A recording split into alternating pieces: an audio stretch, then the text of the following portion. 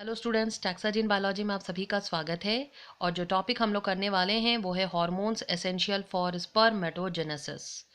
Spermatogenesis that is the process of formation of sperm. Sperm का formation के लिए कौन कौन से हार्मोन्स ज़रूरी हैं वो आज हम लोग देखेंगे। सबसे पहले हमें ये पता है कि स्पर्मेटोजेनेसिस इनिशिएट्स एट प्यूबर्टी। तो प्यूबर्टी में क्या क्या हार्मोन्स रिलीज होते हैं वो हम लोग देखेंगे और जिसकी वजह से स्पर्मेटोजेनेसिस शुरू होता है। तो मेल के केस में एट प्यूबर्टी हम लोग क्या देखते हैं, प्यूबर्टी के दौरान यानी कि मेल की उम्र जैसे ही 11 से 13 साल की उम्र होती है उस दौरान हाइपोथैलेमस हाइपोथैलेमस एक हार्मोन रिलीज करता है जिसका नाम है GnRH, जिसका मतलब होता है gonadotrophin releasing hormone. Gonadotrophin releasing hormone. इस हार्मोन का लेवल काफ़ी ज़्यादा ब्लड में बढ़ जाता है। ये हार्मोन फिर कहाँ जाकर काम करेगा? It will acts on anterior pituitary. GnRH will acts on anterior pituitary. Pituitary has two portion, anterior and posterior. So GnRH will acts on anterior pituitary.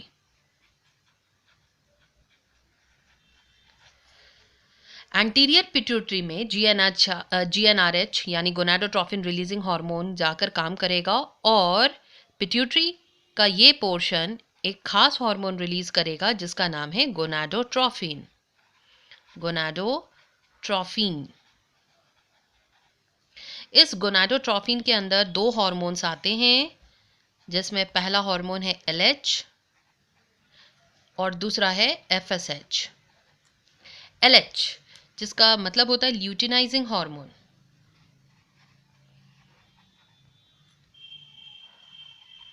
Luteinizing hormone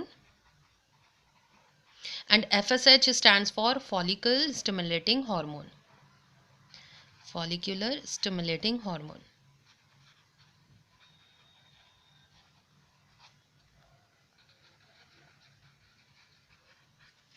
LH will acts on Leydig cell। याद रखें L और L से luteinizing hormone होता है, वैसे ही L से यहाँ याद रखना है कि ये दोनों के दोनों हार्मोन्स काम कहाँ करने वाले हैं? गोनाड्स में, because it is gonadotrophin. Gonadotrophin है, गोनाड्स में काम करेंगे और मेल में गोनाड्स टेस्टिस को कहा जाता है। तो LH जो है वो टेस्टिस के एक खास सेल में जाकर काम करता है जिसका नाम है Leydig cells. Leydig cells, yes, Leydig cells. L से याद रखें luteinising hormone and it will also going to work on Leydig cells, है ना, दोनों L से हैं तो इसे आप ध्यान रखें। लेडिक सेल्स में जैसे ही LH जाकर वर्क करेगा it will stimulate the synthesis and secretion of androgen. Stimulate the synthesis and secretion of androgen। Okay, androgen is not a single hormone, it is made up of many hormones but the main constituent is testosterone। तो androgen का ये synthesis शुरू कर देता है और secretion करना शुरू कर देता है। ये एंड्रोजन ही स्टिमुलेट करता है किसे? स्पर्मेटोजेनेसिस को। It stimulate the process of spermatogenesis, यानी स्पर्म के फॉर्मेशन में यही एंड्रोजन मदद करता है। So androgen is not a single hormone, it is made up of many hormones and the main constituent is testosterone। Must remember testosterone। This hormone, this androgen is also responsible for maintaining the accessory ducts and glands in males। So it also maintain the accessory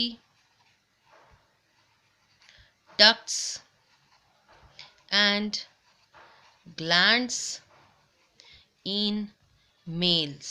Now, what about the FSH? FSH will act on Sertoli cell. Sertoli cells, which is also known as nurse cell. And Sertoli cells help to nourish the male germ cell, है ना. तो follicular stimulating hormone, इसमें S आ रहा है ना, FSH. तो इससे आपको याद रखना है कि FSH will acts on Sertoli cells of the seminiferous tubule. तो टेस्टिस के अंदर जो सेमिनिफेरस ट्यूब्यूल प्रेजेंट होता है उसमें एक खास सेल होते हैं जिनका नाम है सर्टोली सेल्स, और इन सर्टोली सेल्स पर काम करता है कौन सा हार्मोन? FSH. ये क्या करता है? तो it stimulate secretion of some factors. Okay, it stimulates the secretion of some factors